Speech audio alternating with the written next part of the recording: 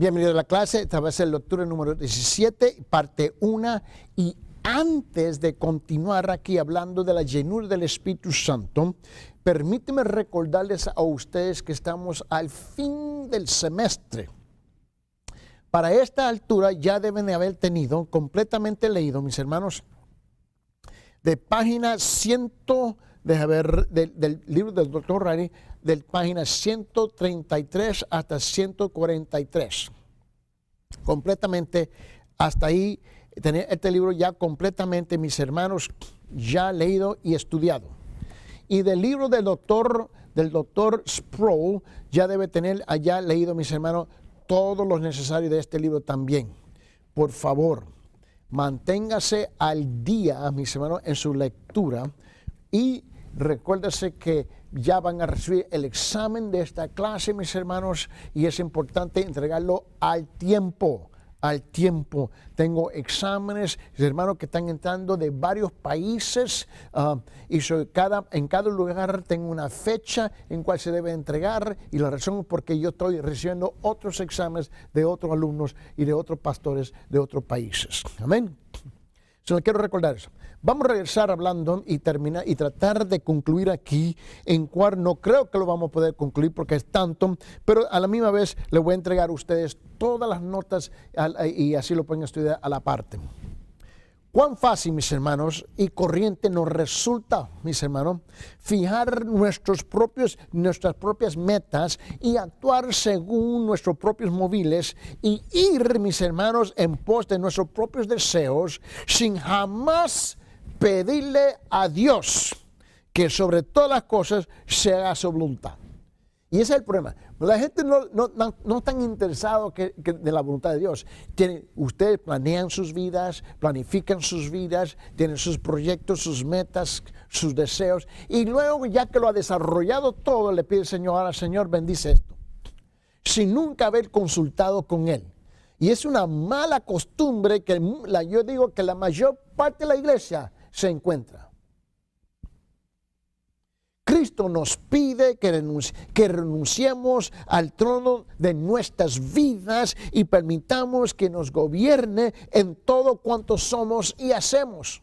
¿Ves? El gran yo todavía está dominando. El gran yo está gobernando todos los asuntos.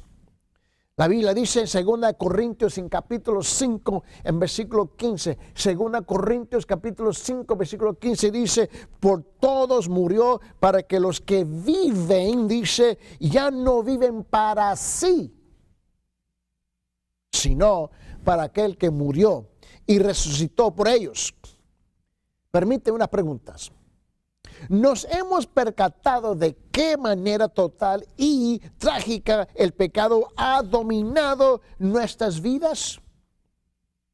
¿Estamos dispuestos a ceder a la autoridad y el gobierno de Cristo en todo?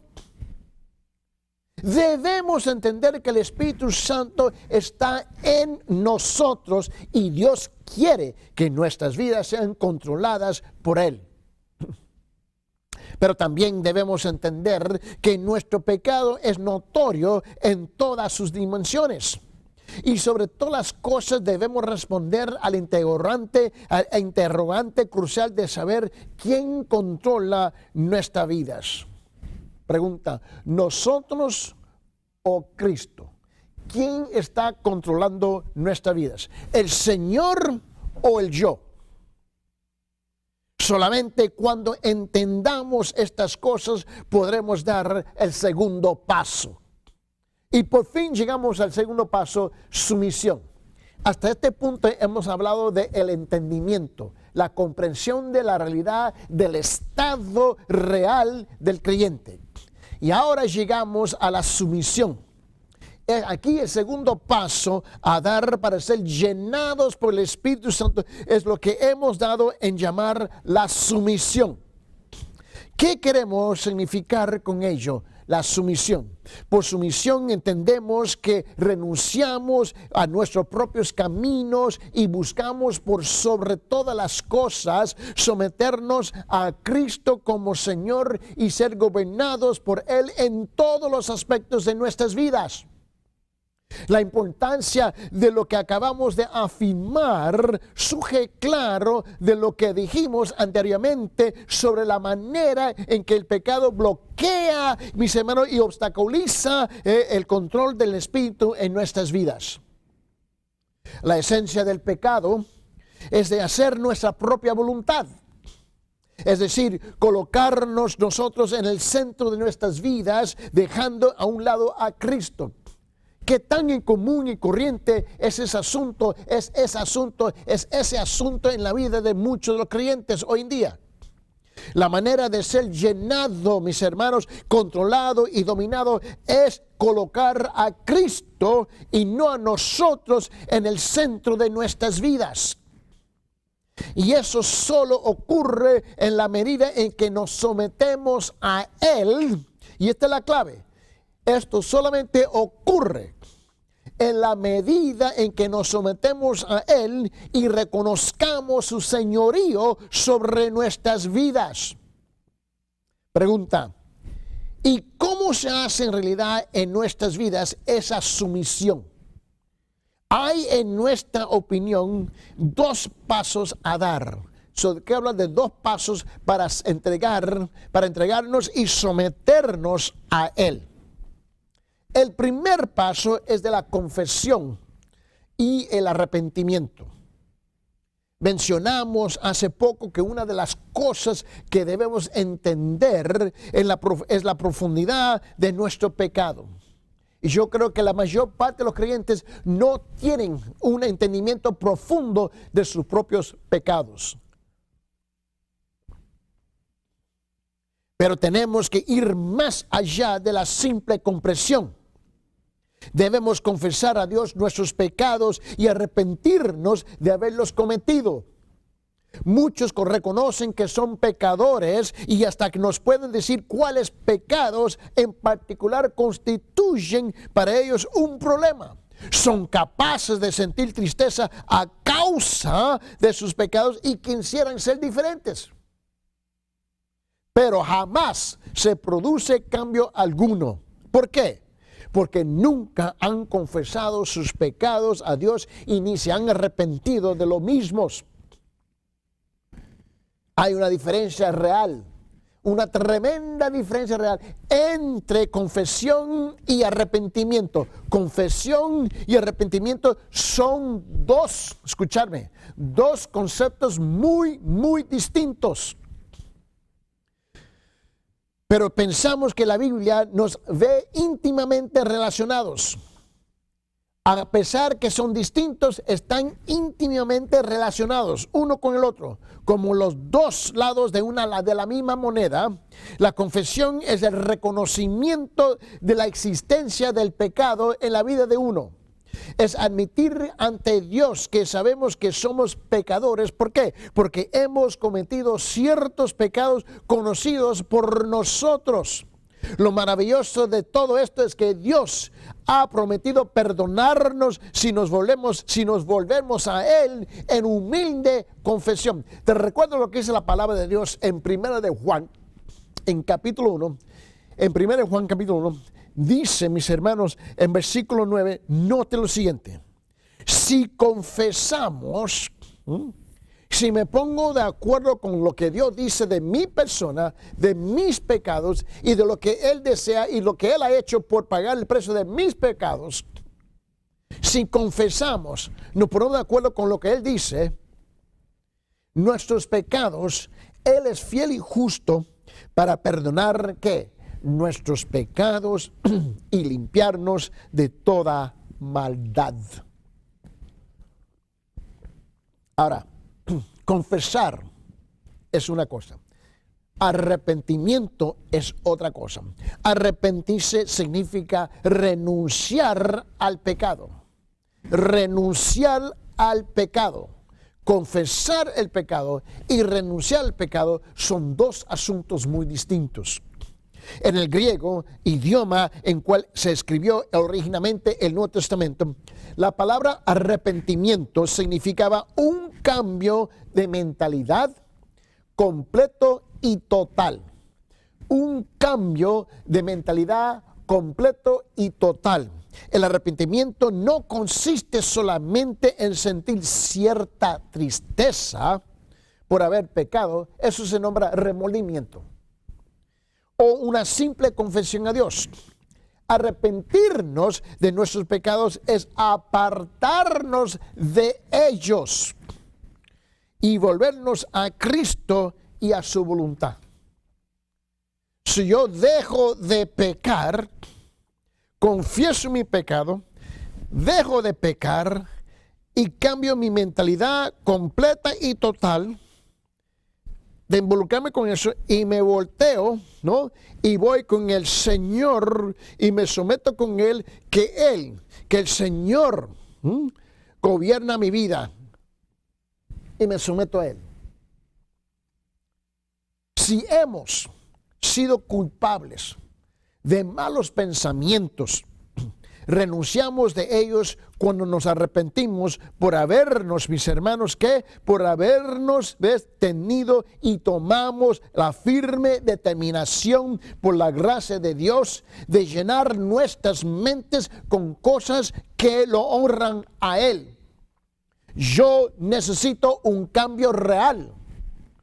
El arrepentimiento es no solamente le doy vuelta y le doy mi espalda al pecado, pero mi arrepentimiento es que me voy con el Señor y acudo a Él. No estoy solamente interesado en una reforma, estoy interesado en una transformación completa. Si hemos maltratado a alguien y hemos actuado desconsideradamente con él, decidimos con toda firmeza reemplazar ese maltrato con actos de amor dirigidos justamente a dicha persona. Voy, le pido perdón. Pero no solamente le pido perdón, pero todas mis acciones de aquí en adelante son completamente distintas de lo que eran en el pasado con él. Él tiene que ver, no solamente tiene que escuchar que yo le pido perdón, reconozco mi maltrato con él, pero él tiene que ver palpablemente que hay un cambio genuinamente distinto de mi persona con él. ¿Me entiendes? Justamente esa dicha persona tiene que ver algo palpable. Porque la persona no es capaz de leer mi corazón, leer mis pensamientos, solamente él vive por lo que él ha visto en mi vida. Y lo que ha visto no ha sido bueno. Ahora él tiene que no solamente tiene que oír que le estoy pidiendo perdón, pero él tiene que ver palpablemente un arrepentimiento genuino en mi vida, de mi persona con él. Si nuestro estilo de vida, mis hermanos, no es agradable a Dios, mi hermano, lo cambiaremos para ponerlo más a tono con la voluntad de Dios. Esto, Señor, no camino bien con el Señor en esto. Esto no lo estoy haciendo bien. Esto no lo estoy haciendo bien. Señor, yo tengo que hacer ese cambio. Y yo tengo que ponerme a tono con Él. Con Él. Pero tiene que ser algo real en mi vida. No sea solamente un concepto intelectual, pero tiene que ser algo real que yo estoy realizando en mi vida. El arrepentimiento es un consciente, mis hermanos, tornarnos de nuestros pecados. Miren lo que dice Apocalipsis capítulo 2, versículo 15. En Apocalipsis capítulo 2, versículo 15 dice: recuerda, por tanto, de dónde has caído y arrepiéntate. Esto tiene que ser algo real. Hoy el arrepentimiento se ha convertido en una confesión baratísima de puras palabras que no tienen ningún sentido. Como el aire no tiene peso. Si el primer paso a dar en nuestra sumisión es la confesión y el arrepentimiento de todos los pecados conocidos de nuestras vidas, mis hermanos. El segundo paso ahora es entregarnos totalmente a Dios y a su voluntad. La confesión y el arrepentimiento pueden ser, mis hermanos, definidos como los aspectos negativos de la sumisión. Y esto implica desprendernos de todo cuanto se oponga al control de Dios en nuestras vidas. El entregarnos a Dios es el aspecto positivo ahora. Y implica ponernos total y completamente, según nuestro leal saber, mis hermanos, y entender, en las manos de Dios. Y en plena sumisión a su voluntad para nuestras existencias. Ahora, Señor, en vez de yo planificar mi vida, en vez de yo planear mis hechos y mis deseos, Señor, espero, háblame, Señor. ¿Qué es lo que tú quieres de mi vida? ¿Qué es lo que tú deseas de mi vida? Señor Espíritu Santo, dirígeme en tu palabra para que yo pueda escuchar y oír su voz con toda claridad. ¿Qué es lo que tú deseas para mi vida? Y sabe que la palabra de Dios es siempre, primeramente sobre todo, esta es la voluntad de Dios. Dios habla claramente en su palabra. Hay gente que dice, pastor, que yo no entiendo cuál es la voluntad de Dios para mi vida. Papito, abre la Biblia. ¿Cómo? Abre la Biblia. Ahí Él te habla. Él es bien claro. Dios es el autor de los idiomas. Él es el autor de los medios de comunicaciones. Él es el autor cómo comunicarse. Él tiene el Espíritu. Él lo va depositando. Él nos va iluminando. Él nos entiende. ¿Por qué? Porque nos creó. Pero la verdad es que tú no estás interesado. No estás interesado, ¿ves? En que Dios planea tu vida. Tú la quieres planificar y luego pedirle por su bendición. Este paso de entregarnos a Dios, mis hermanos, está claramente representado en el sexto capítulo de la carta de Pablo a Romanos, en capítulo 6. En ese pasaje Pablo pinta con trazos vividos, mis hermanos, la forma en que el pecado gobernó nuestras vidas en el pasado. Pero ahora pertenecemos ¿a quién? A Cristo. Y hemos dejado de servir ¿para qué? Para nuestro viejo amo. El viejo amo de mi vida ya no está gobernando mi vida. Es el Señor. Jamás en el pasado había yo pensado a pedirle a Dios, y Señor, ¿qué es lo que tú crees que yo debo hacer con mi vida? Yo nunca había pensado preguntarle eso. Yo me lancé a hacer lo que yo quería hacer por mis deseos, por mis caprichos. ¿Por qué? Porque así lo pensé. Nunca se me ocurrió a pedirle a Dios, Señor, ¿cuál es su voluntad para mi vida? No, hablé con mis padres, hablé con mis amigos, hablé con los maestros en la escuela, hablé con la comunidad, le pedí la opinión de todo el mundo, de mundo, pero nunca se me ocurrió pedirle a Dios. Bueno, mis hermanos, cuando tú llegas a los pies de Cristo, tiene que haber un cambio radical en esa área de su vida, pero tampoco existe en la vida de muchos que están en la iglesia. Siguen igual, planificando sus vidas, haciendo lo que quieren hacer, están con esperanza que un día esto y que un día lo otro, pero nunca le hablan al Señor y son llevados más por la sociedad, por la comunidad, por la cultura, por el mundo, por los amigos y los hermanos, pero no Dios. El arrepentimiento es entregarnos en el segundo paso a Él, y ahora Él está gobernando la vida nuestra. Él dijo, mis hermanos, Él es el nuevo dueño, y como el nuevo dueño, Él tiene que gobernar la vida de a quien le pertenece a Él. Somos sus esclavos, por decirlo así. En nuestro viejo amo, el pecado, vivimos ahora en Cristo, y nuestro nuevo dueño el Señor. Por lo tanto, no debemos ceder el pecado sin rendirnos a Dios. Hermano, no, es una locura tratar de ceder al pecado y no rendirse a Dios, porque tú estás en el mismo lugar. Él dice la palabra de Dios en Romanos en capítulo 6, dice esto. Dice en Romanos capítulo 6, dice en versículo 13, mira bien, dice, tampoco presentéis vuestros cuerpos, así no dice, tampoco presentéis vuestros cuerpos al pecado como instrumentos de iniquidad, sino presentaos vosotros mismos ¿a quién? A Dios. Tenemos la responsabilidad de renunciar al pecado, pero a la misma vez a presentarnos a Dios, dice, como vivos de entre los muertos y vuestros miembros a Dios como instrumentos de justicia.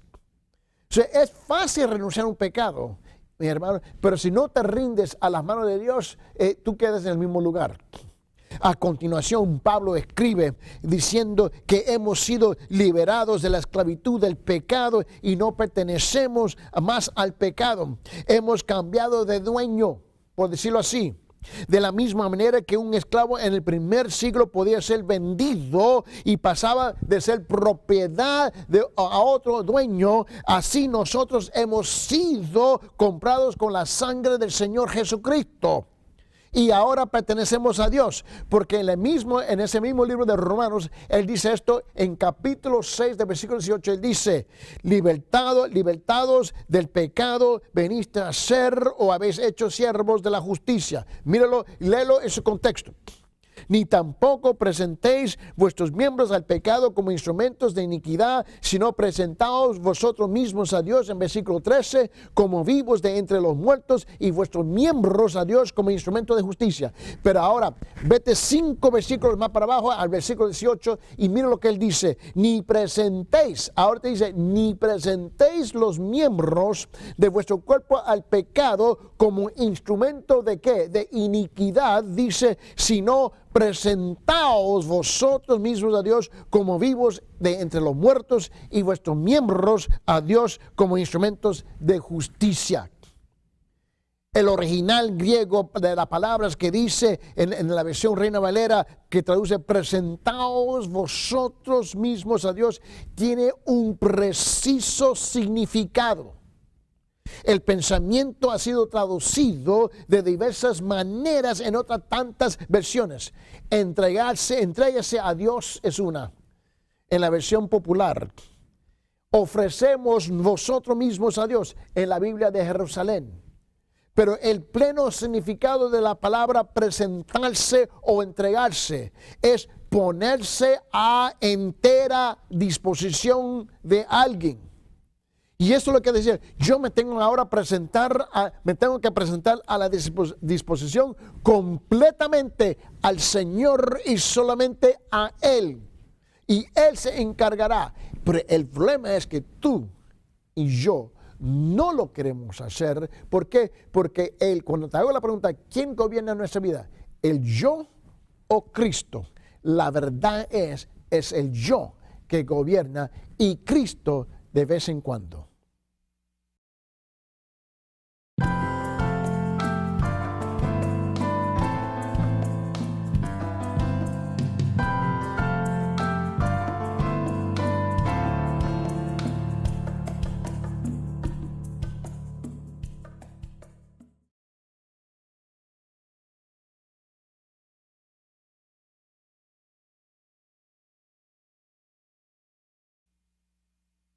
Bienvenido a la última clase, lectura número 16, parte 2. Y continuamos y tratar de traer a una conclusión aquí de la llenura del Espíritu Santo. Y estuvimos hablando la última vez de la sumisión, la entrega, ¿ves? Al Señor. En otras palabras, cuando nos rendimos a Cristo, nos adoptamos a una actitud estática y esperamos que de alguna manera Dios haga su trabajo valiéndose, mis hermanos, de nosotros. Todo lo contrario, mis hermanos, nos ponemos a entera disposición y decimos, Señor, soy tuyo, para ser utilizado de la manera que tú quieres utilizarme. Estoy a tu disposición y puedes hacer conmigo lo que te plazca y busco en esta vida no mi voluntad sino la tuya. ¿Te puedes imaginar el día que la iglesia llega a ese punto? El mundo puede ser transformado. En otra palabra, la expresión podría ser poneos a disposición de Dios. La misma palabra se repite en Romanos en capítulo 12, en versículo 1 dice: así que, hermanos, os ruego por la misericordia de Dios que presentéis vuestros cuerpos en sacrificio vivo, santo, agradable a Dios. Esto incluye todas las áreas de nuestras vidas, e incluye nuestras capacidades, nuestros dones, nuestras posesiones y nuestras familias y nuestras mentes y voluntades y emociones. Todo lo que soy a su disposición, Señor. Nada se excluye, nada, absolutamente nada se excluye. No podemos retener nada. Como principio básico debemos controlarnos y dominarnos en todas y en cada una de las partes, mis hermanos, constitutivas, mis hermanos, de nuestro ser. El versículo nos recuerda los sacrificios del Antiguo Testamento, en los cuales de adorar presentaba a Dios la totalidad de lo sacrificado. No podía retener para sí ninguna parte y era íntegramente consumido en el altar. De la misma manera, nuestra redención, nuestra sumisión y entrega debe ser total. Se trata de una redención incondicional. Percibimos cada vez con mayor claridad que esta redención es un acto consciente y mis hermanos, deliberado de nuestra parte en obediencia a la palabra de Dios. Debería ocurrir, mis hermanos, al momento de nuestra conversión, cuando nos arrepentimos y recibimos a Cristo, no solamente como Salvador, sino también como Señor. Y ese es el problema de hoy en día, que la iglesia postmoderna ha distorsionado completamente lo que dice la palabra de Dios. Muchos están contentos con un Salvador, pero no están interesados en un Señor de su vida. Pero mucha gente suele presentarse como una crisis que se produce con posterioridad a la conversión. Tal vez no hemos entendido en plenitud qué significa seguir a Cristo como Señor. Pero con el tiempo comenzamos a percibir que Jesucristo nos llama no solamente para que creamos en Él, mis hermanos, sino para que le sigamos sin reservas como sus verdaderos discípulos. Si nos hallamos inquietos y confundidos debido al señorío de Cristo, deberíamos, mis hermanos, actuar de inmediato. En principio nuestra intención debiera ser un total y final acto de sumisión. Si bien en los meses subsiguientes el Espíritu Santo bien puede mostrarse otras áreas de nuestras vidas que también deberíamos rendirse. Y justamente cuando, mi hermano, cuando uno de los signos de nuestra entrega es ponernos a disposición de Dios y permitirle que nos guíe a nuevas áreas de compromiso. El Espíritu Santo puede ponernos, mis hermanos, a prueba muchas veces para ver si es cierto, para ver si realmente hemos tomado en serio nuestras decisiones. Hasta puede exigirnos que renunciemos a ciertas cosas y que en principio no le interesa que renunciemos. Pero quiere comprobar nuestra disposición a la renuncia. Debemos estar prestos para hacer todo lo que Dios quiere hacer y por medio de nuestras vidas. ¿Te recuerda Abraham? ¿Te recuerda que el Señor le pidió la vida de su hijo Isaac? A ver si estaba dispuesto, mis hermanos, a renunciar su gobierno sobre la hija su gobierno sobre la vida de su hijo, de sacrificarlo. Y él estaba dispuesto. Y ese hombre fue el que se convirtió en el padre de nuestra fe hoy día. Varias ilustraciones nos ayudan a entender mejor lo que decimos sobre nuestra entrega a la voluntad de Dios. En Romanos capítulo 6, Pablo, como ya lo vimos, mis hermanos, usa la ilustración de un esclavo que tiene un nuevo dueño.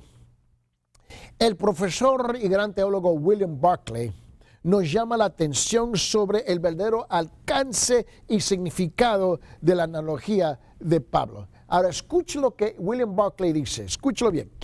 Él dice, cuando pensamos en un servidor, en el sentido actual de la palabra, pensamos en un hombre que entrega a su patrón el tiempo que acordaron de común acuerdo y que recibe a cambio el salario también acordado de antemano.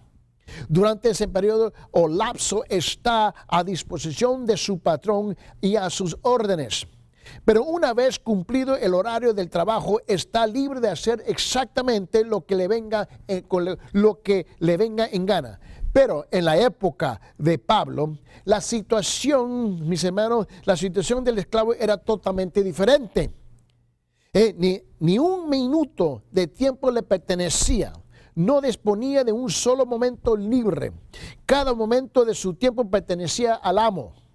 Era de exclusiva pertenencia de su amo y en ningún instante de su vida podía hacer lo que quisiera. En la época en que vivía Pablo, los esclavos jamás podían hacer lo que querían. Era imposible servir a dos patrones porque eran posesión exclusiva de uno solo. Esta es la imagen o la figura que está en la mente de Pablo cuando él nos habla a nosotros que nosotros ya no nos pertenecemos a nosotros, pero nos pertenecemos a él.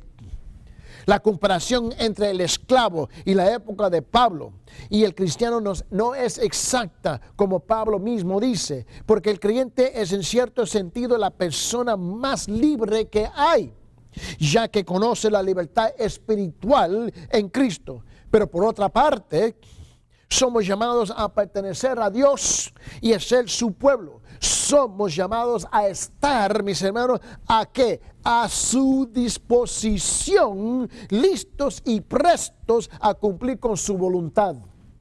Pablo dijo a Tito a que Cristo, mira esto, en Tito capítulo 2, en versículo 14 dice, se dio a sí mismo para redimirnos de toda iniquidad y purificar para sí un pueblo propio celoso de buenas obras. Otra ilustración quizás puede ayudarnos a entender nuestra tesis.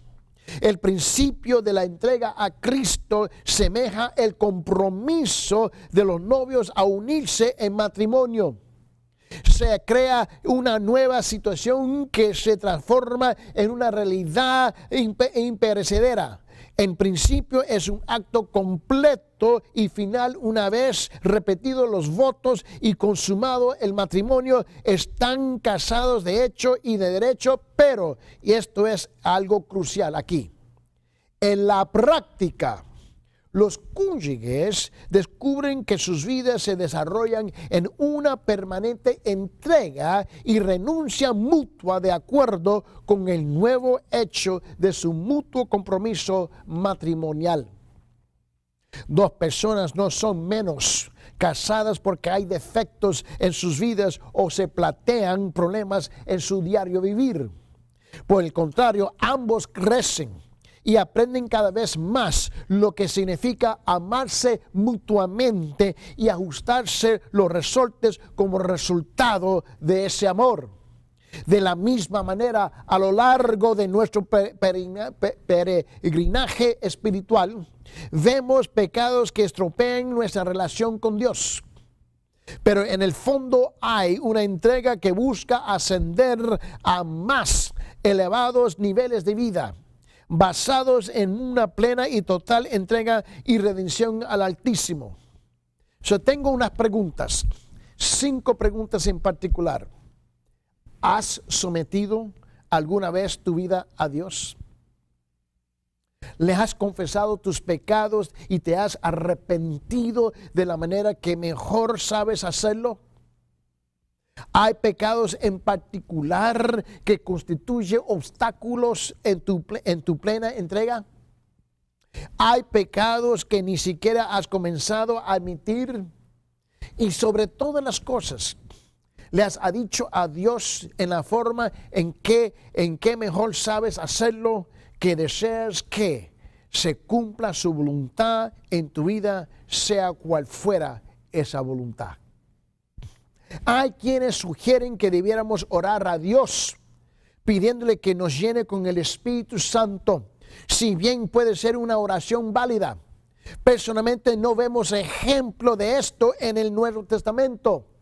Más bien creemos que debemos orar pidiendo a Dios que tome posesión de nuestras vidas en forma total y completa.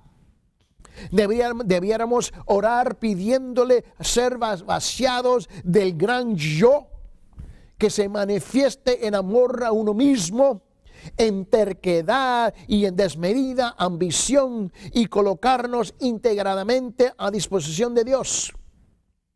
Si nunca diste el paso de someterse a Dios y a su voluntad, te instamos a mi hermano, que te pongas de rodillas ante, mi hermano, de leer, mis hermanos, escuchar una sola página más de esta enseñanza y entregarse tu vida sin reservas a nuestro Maestro y Señor. Y dígale, mis hermanos, como dijo en Apocalipsis. En Apocalipsis dice, en capítulo 3, en versículo 19 y 20, dice: sé pues celoso y arrepiéntete. He aquí yo estoy a la puerta y llamo. Y si alguno me oye mi voz y abre la puerta, entraré, mis hermanos, entraré a él y cenaré con él y él conmigo. Y por fin, el tercer paso, la fe. Llegamos ahora al último paso en el llenado del Espíritu Santo, que nos gusta denominar caminando en fe. Primero tenemos que entender ciertas cosas y luego someternos y entregarnos a Dios. Y finalmente debemos aprender el secreto de caminar en fe. El punto que debemos señalar es el siguiente: cuando nos sometemos a Dios y a su voluntad, somos llenados con el Espíritu Santo. El Espíritu Santo nos controla y nos domina. Ahora nos corresponde, mis hermanos, que actuar según esa premisa y caminar o vivir con la plena certeza de que Dios nos ha llenado y estamos bajo su control.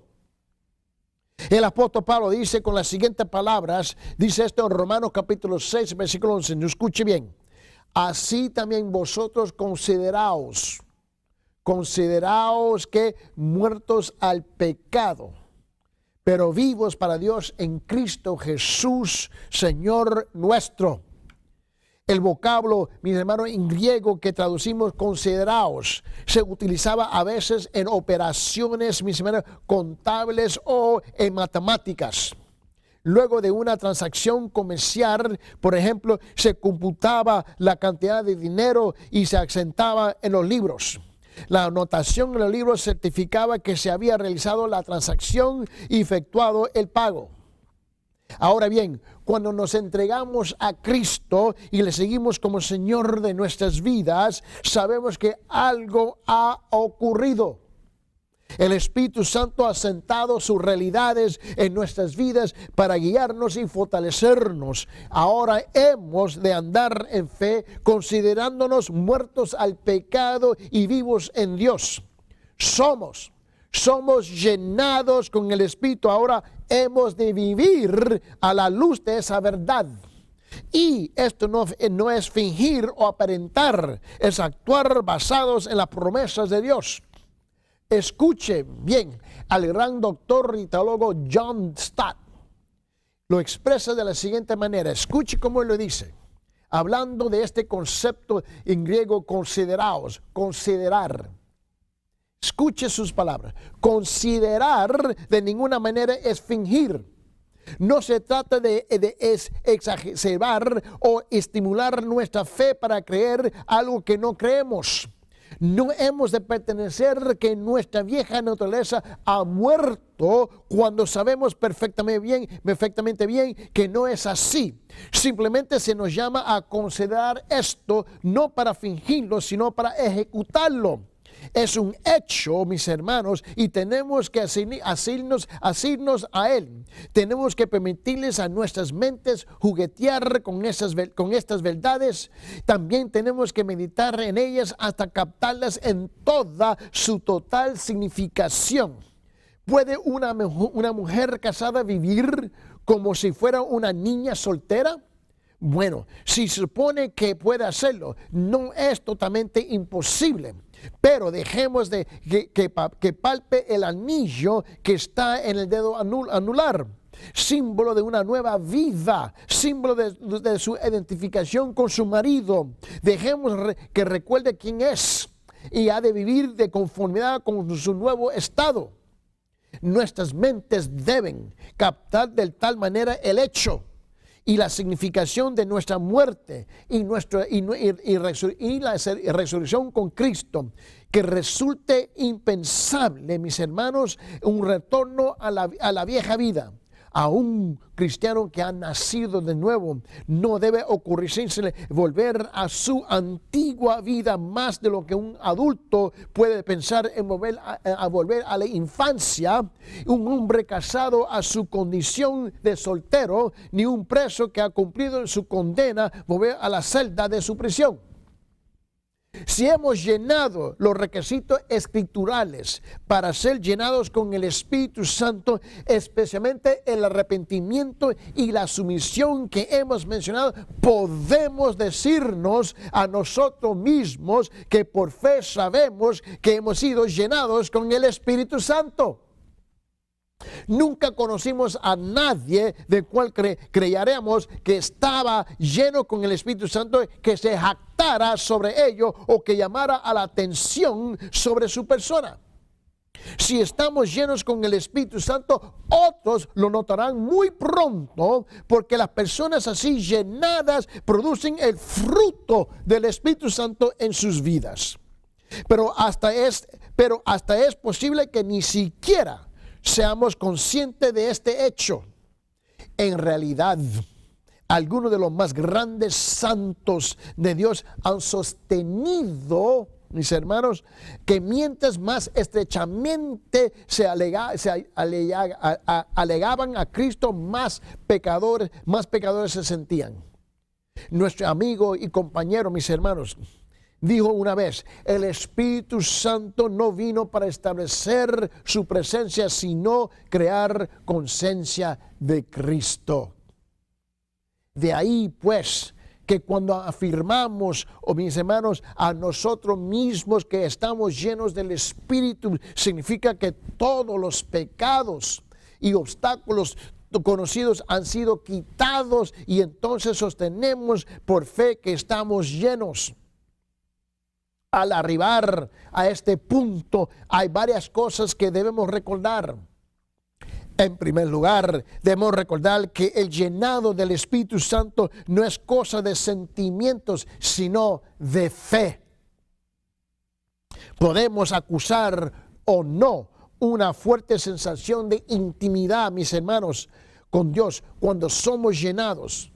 En lugar de confiar en nuestros sentimientos, debemos depositar nuestra confianza en las promesas de Dios. Tenemos que considerarnos llenos del Espíritu. James McConkie dijo esto, lo expresó cierta vez de la siguiente manera. Escuche cómo lo dice. Él dice: nada hay más perjudicial que inspeccionar constantemente nuestra vida interior para ver si Dios está cumpliendo su promesa en nuestra experiencia. Es como el niño que desentierra a cada rato la semilla para ver si está brotando. La cuestión de la experiencia de la plenitud del Espíritu atañe al Señor. También debemos recordar que el llenado del Espíritu no significa que somos perfectos y desprovistos de pecado, porque no lo somos. Significa que estamos controlados por el Espíritu, pero el pecado, escuche bien, estamos controlados por el Espíritu, pero a la misma vez el pecado al otro lado, mis hermanos, sigue siendo una realidad en la vida de cada uno de nosotros como creyentes. acechando en los rincones, listos mi hermano, para abalanzarse sobre nosotros a la primera oportunidad. Podemos ser, mis hermanos, inmaculados en nuestro deseo de servir a Cristo, pero eso no nos hace a nosotros intachables, porque no lo somos. Y esto nos lleva a la última verdad sobre el llenado del Espíritu Santo. El llenado del Espíritu Santo no debiera ser un acontecimiento de una vez por todas, sino una continuada, mis hermanos, y permanente realidad diaria en la vida, a lo largo de nuestras vidas, de cada uno de nosotros. Es un proceso. Debemos rendirnos, mis hermanos, al Señor diariamente, a Dios. Y el problema es que no lo estamos haciendo en la vida cotidiana. Y todos los días debemos decidir a quedarnos rendidos en el Señor. En toda situación que entrañe un conflicto entre nuestro yo y la voluntad de Dios, debemos tomar nuestras decisiones sobre las bases de una constante sumisión a Cristo. Como ya lo señalamos, el verbo griego utilizado por Pablo en la orden que nos dejó en Efesios 5:18, ser llenos del Espíritu, lleva implícita la idea que debemos continuar siendo llenados con el Espíritu Santo. Ya somos el templo de Dios, morada del Espíritu Santo, pero Él quiere llenarnos. Y sin embargo, solamente puede llenar a quienes desean y están dispuestos a ser vaciados del yo y entregarnos incondicionalmente a Dios.